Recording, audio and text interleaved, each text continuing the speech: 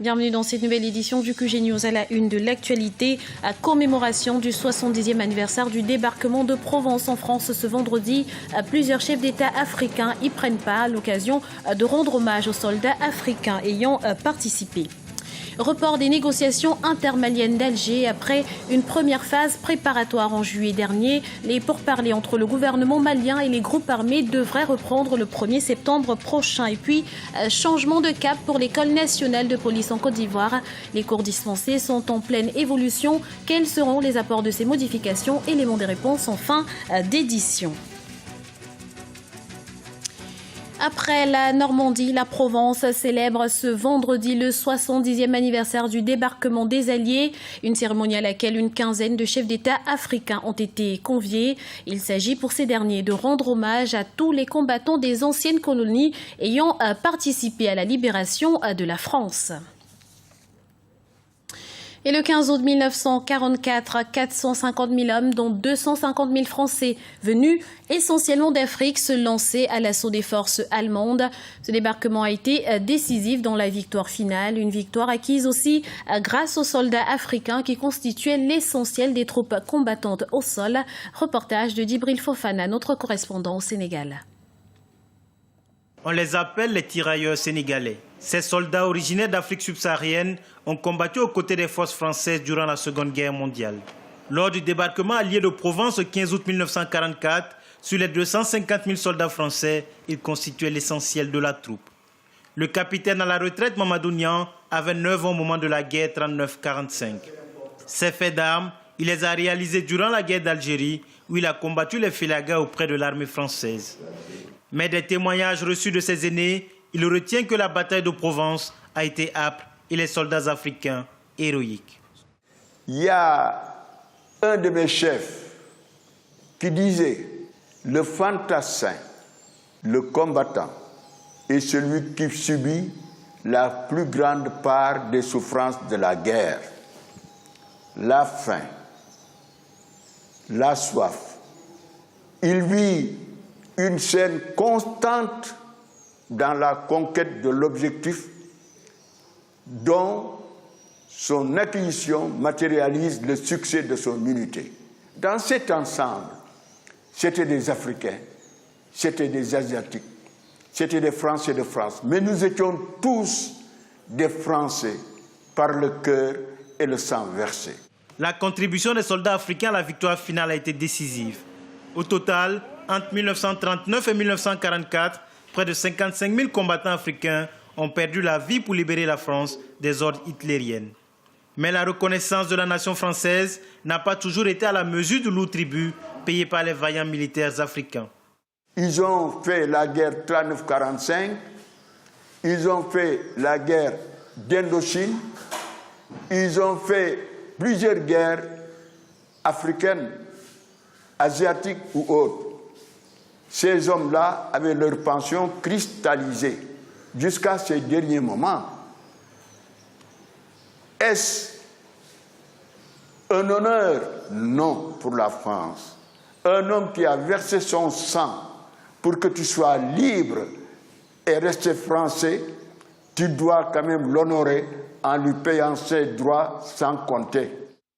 Bien qu'ayant combattu pour et au titre de l'armée française, les tirailleurs sénégalais n'ont pas bénéficié du même traitement que leurs frères d'armes de la métropole. Ce n'est que récemment, le 14 juillet 2010, que cette injustice a été levée avec l'annonce de la décristallisation des pensions des anciens soldats de l'Empire français. Mais malgré tout, de nombreux anciens combattants n'ayant pas pris part à la Deuxième Guerre mondiale restent aujourd'hui dans une situation précaire. Au Sénégal, ils touchent une pension semestrielle de 200 000 francs CFA. Report du dialogue intermalien initialement programmé pour le 17 août prochain. La seconde phase des négociations d'Alger a été reportée au 1er septembre 2014. Une décision prise à la demande des parties prenantes qui souhaitent disposer de plus de temps pour parachever leurs consultations. Mais pour certains spécialistes, derrière ce report se cachent bien d'autres problèmes. Explication avec Aminata Diak. La seconde phase des négociations de paix entre les groupes armés du nord du Mali et le gouvernement initialement prévu à Alger le 17 août 2014 a été reportée au 1er septembre. Une décision qui, selon la diplomatie algérienne, permettra aux parties concernées de disposer de temps suffisant pour mener les pourparlers dans un climat serein et constructif.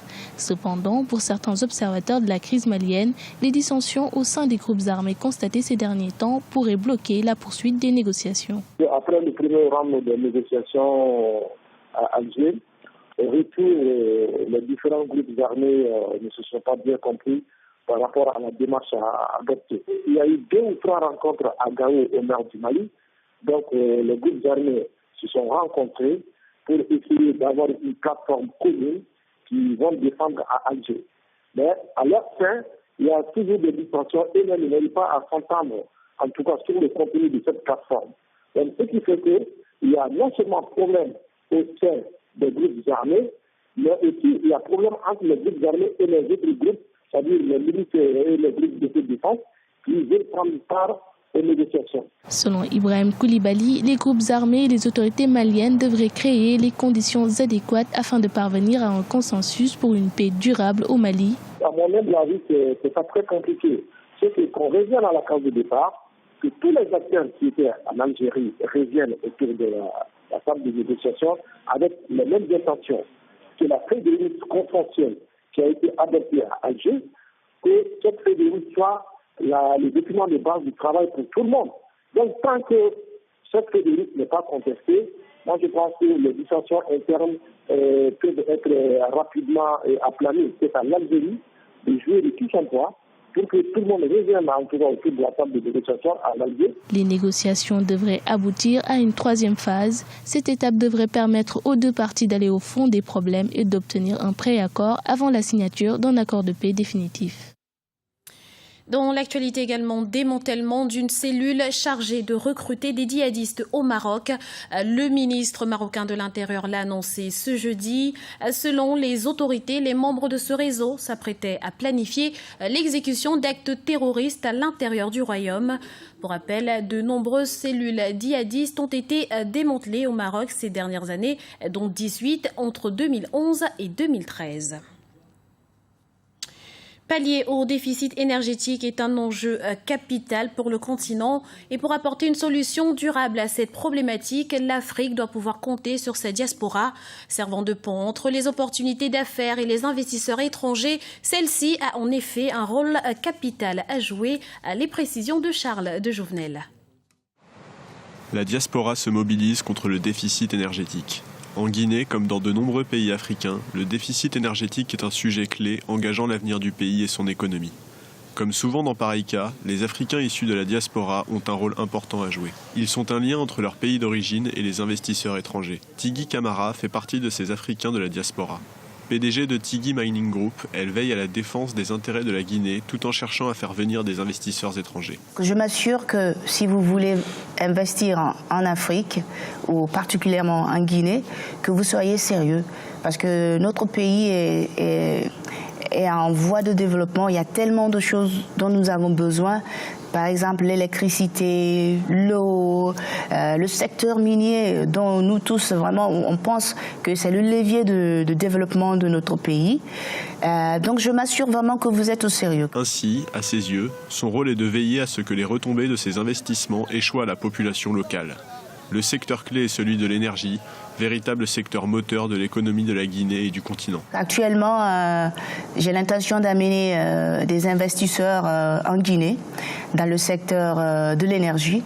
Parce que je suis sûre, vous savez qu'en Guinée, on a vraiment besoin de l'électricité. Il y a pas mal de problèmes. Chaque fois, il y a des grèves, on veut de l'énergie. Et ça, c'est l'un des points aussi que notre gouvernement, notre président veut vraiment trouver une solution à cela. Et de mon côté, en tant que patriote, je suis en train de faire de mon mieux pour pouvoir ramener des partenaires viables qui pourront trouver une solution à cela. La pleine implication des Africains de la diaspora est nécessaire pour voir l'objectif d'émergence du continent devenir réalité. Une implication dont des entrepreneurs comme Tigui Camara sont les ambassadeurs. En Côte d'Ivoire, la police nationale veut changer de visage. Protection des populations, lutte contre le racket sont les chevaux de bataille des autorités. À cet effet, plusieurs réformes ont été engagées. Voyez ce reportage d'Olivier Conon, notre correspondant en Côte d'Ivoire.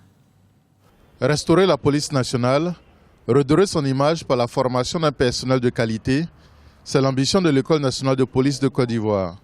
Au menu des cours dispensés, les techniques de maintien d'ordre, d'enquête policière et de procédure. L'accent est également mis sur le droit humanitaire et surtout la protection des droits de l'homme. Les futurs policiers ne doivent pas utiliser la force de la loi pour violer les droits des citoyens. Les réformes pédagogiques associées à la morale et à l'éthique permettront notamment de lutter contre le racket qui constitue un fléau pour le pays. Les nouvelles autorités qui sont là ont vraiment axé les efforts sur la moralisation du corps et les flux sont en train de payer. Vous voyez de moins en moins de barrages dans la ville et de plus en plus les policiers deviennent vertueux.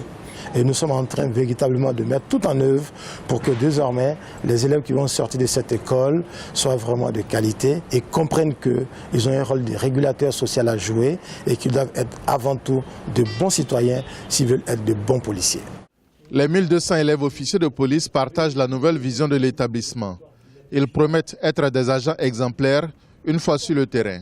La police doit montrer un nouveau visage. Donc c'est une bonne chose pour la nouvelle formation qui va sortir. Je crois qu'avec cette nouvelle formation-là, ça sera possible.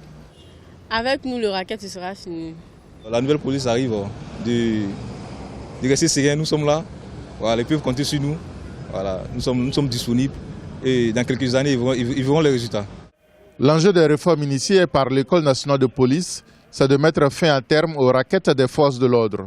Selon une étude de la Banque mondiale, le racket fait perdre chaque année au pays environ 150 milliards de francs CFA. Des sommes extorquées aux chauffeurs des véhicules de transport de passagers et de marchandises. C'était le journal de la rédaction. Merci de l'avoir suivi. Retrouvez dans un instant une nouvelle édition du QG News sur Africa 24.